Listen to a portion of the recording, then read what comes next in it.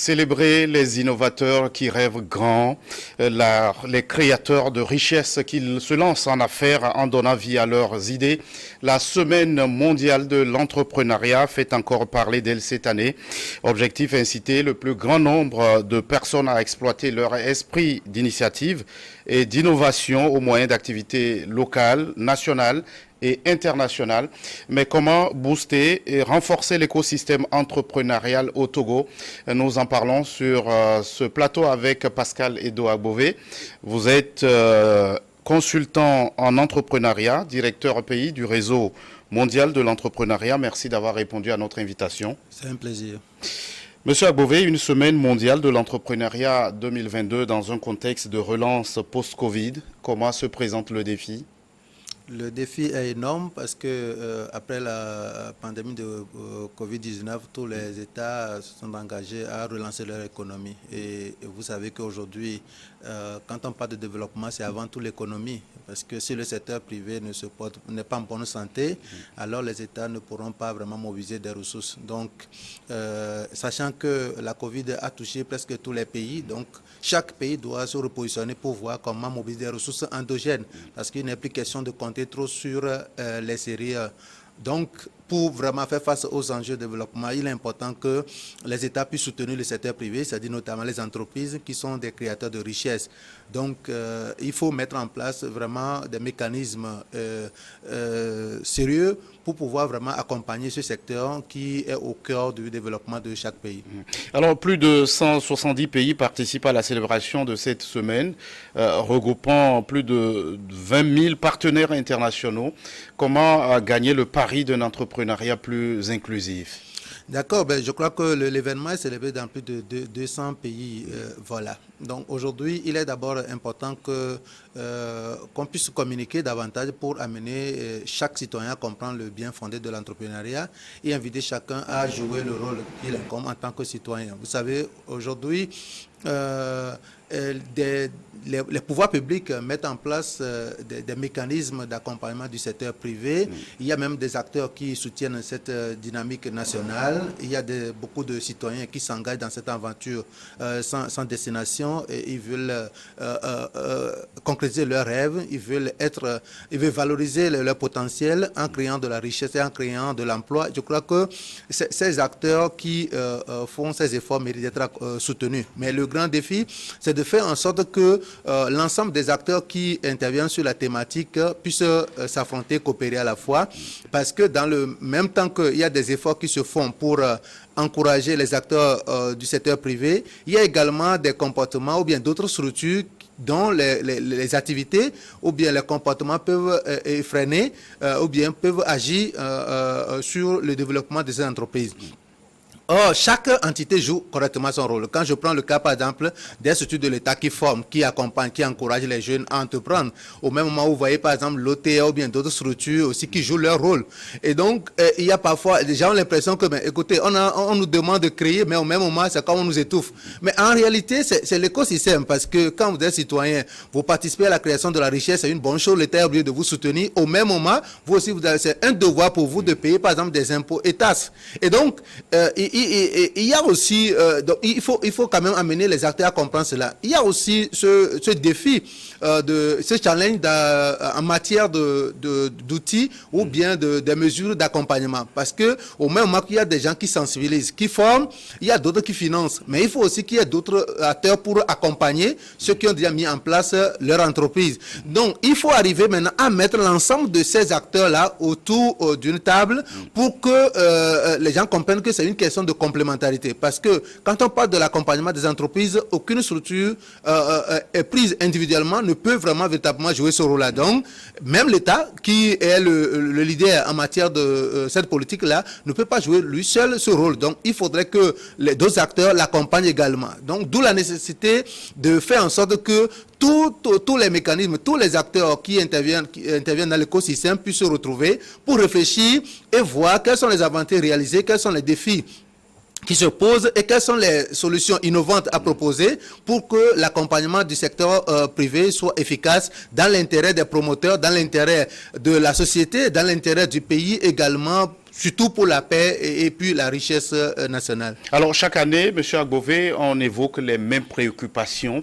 Comment faire en sorte que la Semaine mondiale de l'entrepreneuriat aille au-delà de la plus symbolique, de sa symbolique, pour renforcer cet écosystème entrepreneurial? Justement, au cours de cette semaine, plusieurs activités sont organisées pour mettre ensemble l'ensemble des différents acteurs qui interviennent sur l'écosystème. Mais ce qui est intéressant cette année chez nous au Togo, c'est que nous avons pensé lancer un programme d'accompagnement des entreprises qui nous permettra de travailler ensemble durant la période 2022 à 2025. Parce que vous savez qu'aujourd'hui, l'État fait beaucoup de choses, mais les petites et moyennes entreprises éprouvent toujours des difficultés. La dernière mission de la Banque africaine de développement stipule que les petites et moyennes entreprises, les très petites et moyennes entreprises au Togo représentent 99% du tissu économique, mais ne représentent que 7% du poids financier. Cela suppose que quoi? Aujourd'hui, ce n'est plus la création qui est le problème, mais comment accompagner ceux qui sont déjà en activité à mieux s'organiser, à mieux gérer leur activité pour assurer leur croissance. Donc, ce programme qui sera lancé au cours de cette semaine, ce serait quand même l'occasion pour l'ensemble des acteurs de pouvoir justement, travailler. que contient-il ce programme? Ce programme consiste vraiment à apporter une assistance aux entreprises sur le plan comptabilité, fiscalité, management, également sur l'accompagnement pour avoir accès aux ressources financières pour pouvoir vraiment développer leur entreprise. Donc, c'est un travail qui sera mené de concert avec l'ensemble des acteurs, notamment les pouvoirs publics, également les structures étatiques et les collectivités territoriales, de manière à ce que les collectivités territoriales aujourd'hui puissent disposer des ressources suffisantes pour pouvoir mener à bien leur politique de développement local. Alors, dans le cadre de cette semaine mondiale de l'entrepreneuriat, vous avez dans votre agenda une table ronde consacrée à l'écosystème entrepreneurial dont on parle. Quelles en sont les attentes, M. Agbové? Les attentes, c'est qu'à l'issue de cette table ronde, nous puissions vraiment arriver à formuler des résolutions ou bien des solutions devant servir de piste aux décideurs en matière de prise de décision pour vraiment améliorer l'écosystème entrepreneurial. Également, c'est à l'issue de cette table ronde, chaque acteur verra comment améliorer sa façon d'intervenir et également voir comment nouer des relations de partenariat avec les autres acteurs pour que nous puissions travailler en synergie. Parce que sans la synergie, nous ne pourrons pas arriver à optimiser les compétences et les ressources et donc notre impact en termes d'intervention sera faible. Donc, il est important que ces acteurs puissent vraiment se retrouver et vraiment réfléchir et proposer des solutions. Alors, un forum sur le financement des petites et moyennes entreprises est aussi au programme. Alors, l'accès au financement, c'est l'un des défis majeurs de tout entrepreneur. Alors, comment relever ce défi? Bon, voilà, ce forum, d'abord, pourquoi ce forum au cours de cette semaine? Parce que nous savons qu'il y a beaucoup d'entrepreneurs qui ont besoin de ressources financières, qui ont besoin de crédit. De financement. Financement. Et au même moment, il y a aussi des gens qui ont des ressources, mais qui ne savent pas dans quel secteur ou bien dans quelle activité investir. Donc, également, c'est le lieu vraiment d'amener d'abord les entrepreneurs en activité à comprendre comment monter un dossier de financement et quels sont les critères sur lesquels se base l'institution financière pour leur accorder des crédits. Pourquoi ils n'arrivent pas à octroyer des crédits et donc les secrets leur seront livrés pour qu'au sortir de ce forum, ils puissent vraiment mieux se préparer pour avoir accès aux ressources. Les ressources sont disponibles, mais ils n'arrivent pas à avoir accès à ces fonds-là.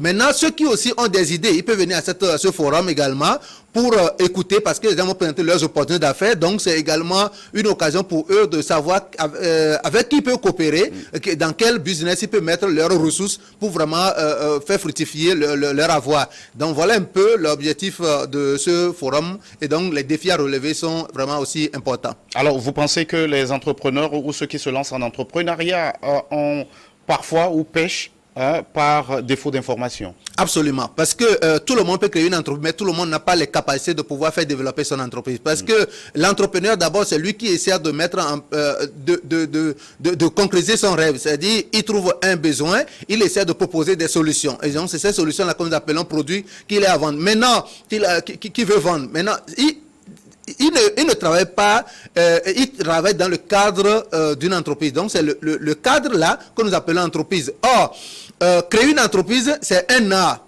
Mais gérer une entreprise, c'est une science. Donc, il faut vraiment avoir des connaissances, par exemple, en comptabilité, en fiscalité, en administration, en marketing et autres pour pouvoir mieux gérer son entreprise. Donc, on a remarqué que au niveau pays, ce n'est pas les idées qui manquent. Des gens ont envie de faire quelque chose. Ils ont ils observent les besoins, ils proposent des solutions, mais quand ils mettent en place leur système, leur entreprise, ils n'ont pas les capacités qu'il faut pour vraiment faire développer leur entreprise. Donc, c'est de ça qu'il s'agit fondamentalement. La Semaine mondiale de l'entrepreneuriat est cette année à sa 12e édition. La preuve que du chemin a été parcouru. Oui. Mais pour quel résultat? Ben, les résultats sont probants. Aujourd'hui, moi, je vous avoue qu'à travers des initiatives que nous avons développées depuis 2010 dans le cadre de cette Semaine mondiale de l'entrepreneuriat, beaucoup aujourd'hui sont devenus des grands entrepreneurs. Je crois que prochainement, il est important que ces gens-là soient invités sur le plateau pour témoigner comment cette Semaine mondiale de l'entrepreneuriat a été utile pour eux. N'oubliez pas aussi que cette Semaine mondiale de l'entrepreneuriat a été un élément catalyseur. Et donc, c'est au cours de cette semaine que nous avons vraiment donné assez d'informations. Et aujourd'hui, je crois que ça commence à prendre. Mais avant, les décideurs politiques ne s'intéressaient pas vraiment à cette thématique.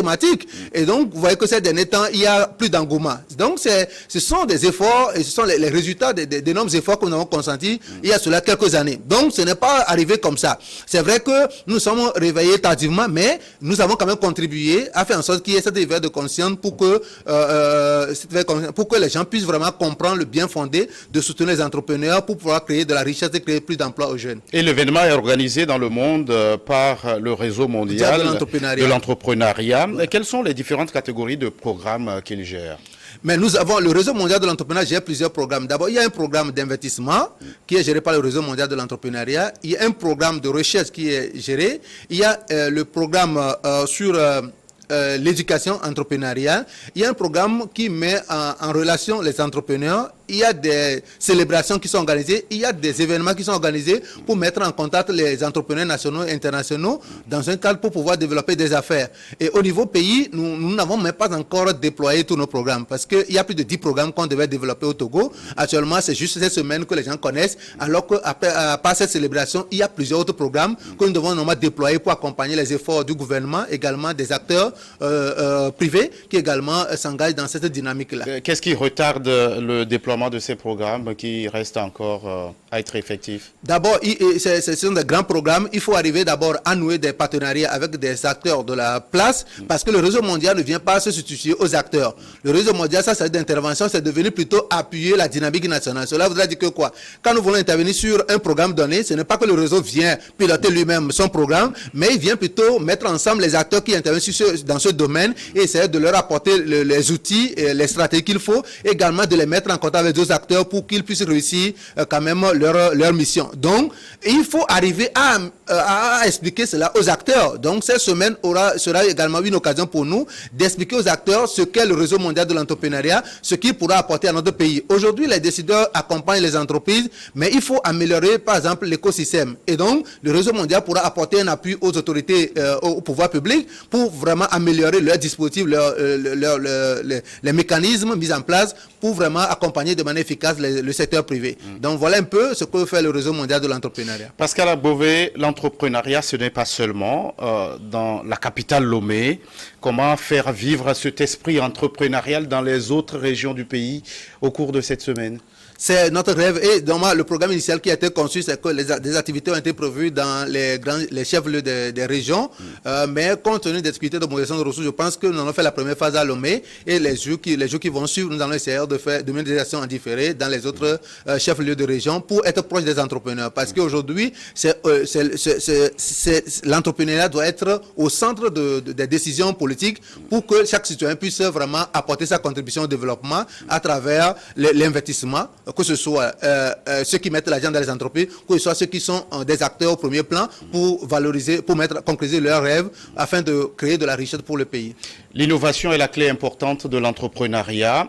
Qu'est-ce que vous pouvez conseiller aux jeunes qui veulent entreprendre et dans quel domaine faut-il entreprendre? Je demande aux jeunes seulement de rêver parce que l'entrepreneur, c'est celui qui recherche des solutions aux problèmes des autres. Donc, autour de nous, il y a assez de problèmes. Il faut seulement utiliser son cerveau, essayer de réfléchir pour voir comment trouver des solutions innovantes. C'est pour des raisons que nous organisons au cours de cette semaine mondiale un dîner de gala également au cours desquels nous aurons présenté les films documentaires sur les entrepreneurs qui ont bien réussi. Et donc, ce serait l'occasion pour des entrepreneurs même de venir à ce dîner de gala, également les jeunes de venir découvrir, parce qu'au moins, il y aura au moins 6 entrepreneurs qui seront présentés. Et quand vous voyez leur parcours, vraiment, c'est extraordinaire. Quel est pour vous le profil d'un bon entrepreneur?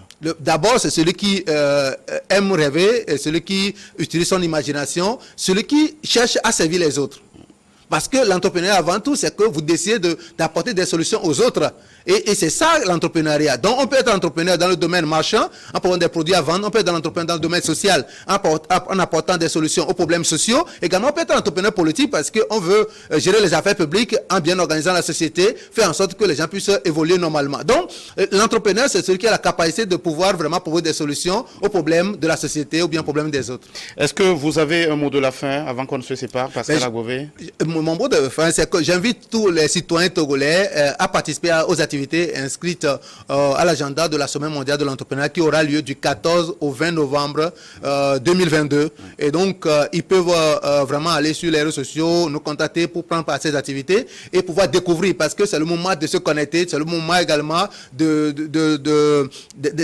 découvrir, c'est le moment également d'échanger et de saisir les opportunités. Donc, il ne faut pas rester en marge pour se plaindre, mais il faut vraiment s'engager et avoir l'information pour pouvoir vraiment s'en sortir. Et saisir les opportunités. Merci d'être passé sur ce plateau. C'est moi qui vous remercie. Pascal Edo Agbové, vous êtes consultant en entrepreneuriat, directeur pays du Réseau mondial pour l'entrepreneuriat.